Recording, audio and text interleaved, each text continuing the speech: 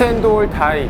이 짧지만 명료한 문장에는 이 자리에서 전사하더라도 끝까지 대한민국을 지키겠다는 굳건한 다짐이 담겨 있습니다. 이 문장은 워커 장군의 명언인데요. 워커 장군은 워커라인이라고 불리는 낙동강 방어선을 지켜냄으로써 6.25 전쟁 당시 큰 공적을 세운 인물입니다. 보통 6.25 전쟁에서 큰 공을 세운 인물로 인천 상륙작전에 메가더 장군을 떠올리기 쉽습니다. 하지만 낙동강 방어선이 지켜지지 않았으면 인천 상륙작전도 성공하지 못했을 것이 분명한데 워커 장군은 메가더 장군의 그늘에 가려져 큰 조명을 받지 못했습니다. 우리가 워커 1 호텔은 잘 알고 있지만 이 호텔이 워커 장군의 이름을 따 지어졌다는 사실을 아는 이는 많지 않습니다. 6.25 전쟁에서 주요한 활약을 했던 워커 장군의 공은 거의 사장되고 그의 죽음을 둘러싼 역사적인 왜곡까지 나오고 있는 실정입니다. 워커 장군이 6.25 전쟁 당시 어떤 활약을 했고 왜 워커 장군의 죽음은 의혹으로 뒤덮여 있는 건지 이번 궁금해서는 월튼 해리슨 워커 장군에 대해서 알아보겠습니다.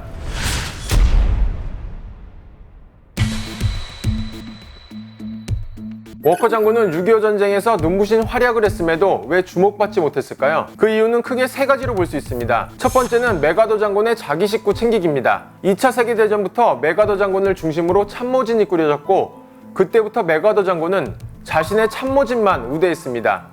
워커 장군은 메가더 장군처럼 태평양 전선이 아닌 유럽에서 패튼 장군 밑에서 활약했던 군인이었습니다. 메가더 장군은 자신의 사람이 아닌 워커의 공적에 대해서는 상부에 보고하지 않았다고 합니다. 1950년 7월 워커 장군이 미 8군 사령관으로 부임해서 한반도 작전 지휘권을 받았을 때도 메가더 장군이 모든 작전에 개입해 자신의 공으로 돌리는 경우가 많았습니다. 북으로 진격할 때도 워커 장군이 8군 사령부 이하의 1군단, 9군단, 10군단 총 3개 군단을 이끌고 가야 하는데 그중 메가더 장군이 10군단을 빼내 자신의 직접 통제를 해 동해안 원산 쪽으로 상륙을 시킵니다. 6.25 전쟁에서 현지 지휘관의 권한을 메가더 장군이 가로챘기 때문에 워커 장군이 6.25 전쟁에 어떤 기여를 했는지 우리 사회가 잘 알지 못하는 겁니다. 두 번째는 워커 장군의 인물사를 다룬 저서가 희소하다는 겁니다. 6.25 전쟁 초기에 성공적인 지연 전술로 낙동강 방어선을 사수함으로써 인천 상륙작전과 북진에 지대한 공을 세운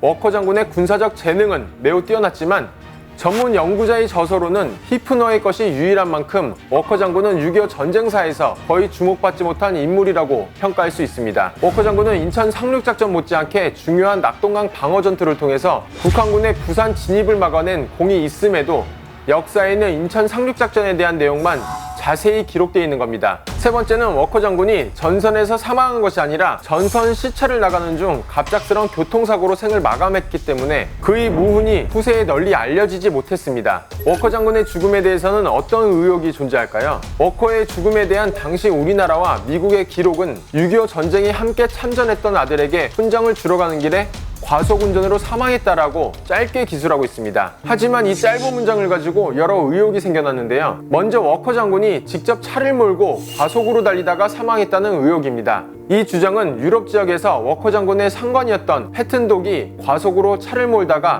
독일의 아우토반에서 사망했다는 데서 기인합니다. 워커는 패튼 독의 애제자이기도 했고 평소 과속을 즐기는 성향까지 비슷하다는 이유만으로 워커가 패튼 독과 같은 이유로 사망했을 거라는 주장입니다. 북한과 중국의 저서에는 전혀 다르게 워커의 죽음이 기록되어 있습니다. 조국 해방 전쟁사, 조국 수호 전쟁 등 북한의 저서에는 6.25 전쟁 당시 북한의 최종훈 소대장이 매복해 있다가 유엔의 괴수 워커를 사살한 것으로 설명하고 있습니다. 또 중국 자료에는 워커 장군은 연천지구에서 인민군 유격대에 맞아 죽었다고 돼 있습니다. 모두 거짓인데요. 최근 군사편찬연구소 이상호 박사가 미국 국립문서보관소에 있는 자료를 근거로 추적한 결과 기존에 우리 학계나 미국 학계에 알려진 대로 과속으로 운전하다가 사망했다는 주장과 북한군의 기습 공격으로 인해 사망했다는 주장을 거짓이라고 밝혀냈습니다. 그렇다면 워커 장군의 사망의 진상은 무엇일까요? 알려진 것과 달리 지프 차량은 워커가 운전하지 않았고 과속으로 운행되지도 않았습니다. 오히려 30마일 정도의 속력으로 서행 중이었습니다.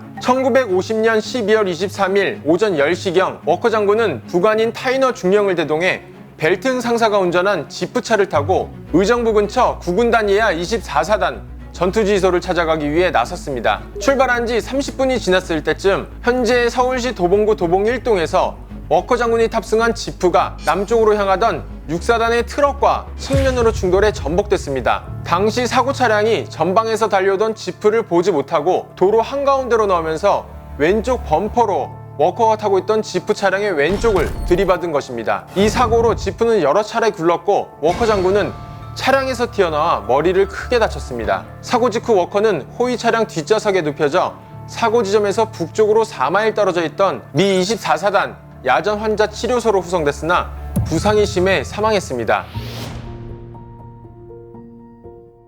1950년대 당시부터 워커 장군은 교통사고로 사망한 것으로 되어 있습니다. 그런데 그 교통사고의 원인에 대해서 워커 스스로가 운전을 해서 사고로 죽었다는 설, 그리고 과속으로 인해서 사망했다는 설 등 다양한 설이 존재하고 있었습니다. 그런데 북한의 공식 전사에서 최종훈 소대장이라고 하는 사람이 특공조를 조직해서 워커를 암살한 것으로 되어 있습니다.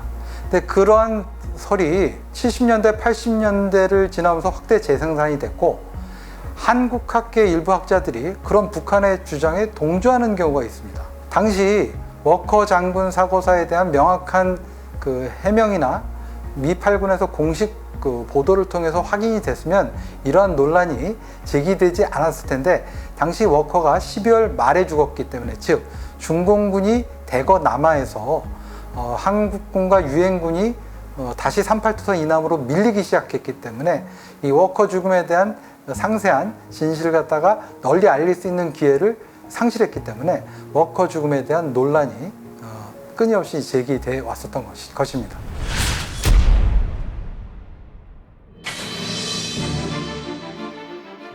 워커 장군이 우리나라와 인연을 맺은 것은 6.25 전쟁 발발 직후였습니다. 1950년 6월 25일 일요일 새벽, 북한이 소련제 전차를 앞세워 남침했고 서울은 사흘 만에 함락됐습니다. 메가더 장군이 현장을 시찰한 직후 전쟁 발발 닷새 만에 미 지상군 선발대인 스미스 부대가 투입됐지만 오산에서 벌인 첫 전투는 아군의 실패로 끝났습니다.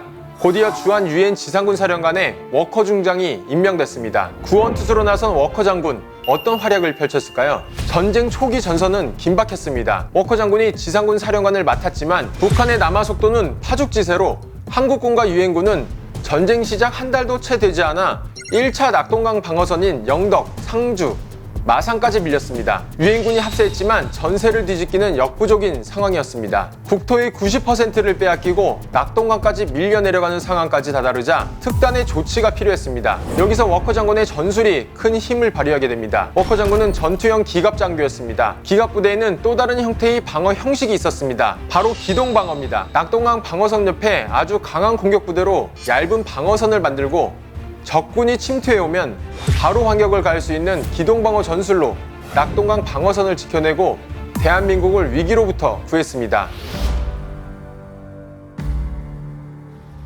아마 대부분의 사람들이 알고 있는 한국전쟁의 영웅이라고 하면 메가더 아니면 이제 벤플리트 정도일 텐데요. 사실은 유엔군과 국군사단을 적절히 운용해서 부산 교두보를 지켜냈던 워커야말로 한국전쟁 초기에 영웅이라고 칭해도 과언이 아닐 텐데요.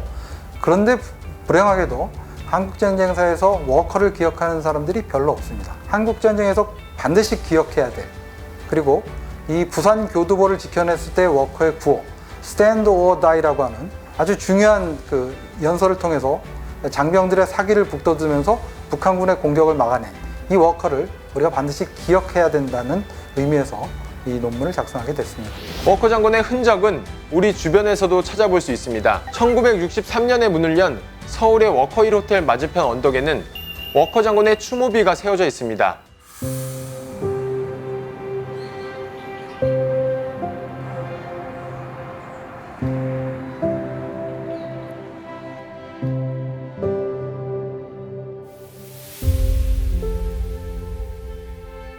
워커 호텔 앤 리조트는 6.25 전쟁 영웅이자 초대 미 8군 사령관이었던 월턴 해리스 워커 장군을 기리기 위해 워커의 언덕을 뜻하는 워커힐이라는 이름으로 1963년 4월 개관했습니다. 워커힐은 워커 장군을 비롯한 참전 용사들의 희생 정신과 헌신을 오랫동안 기억하고자 1987년 지금의 그랜드 워커힐에 워커 장군을 추모하는 기념비를 세웠습니다.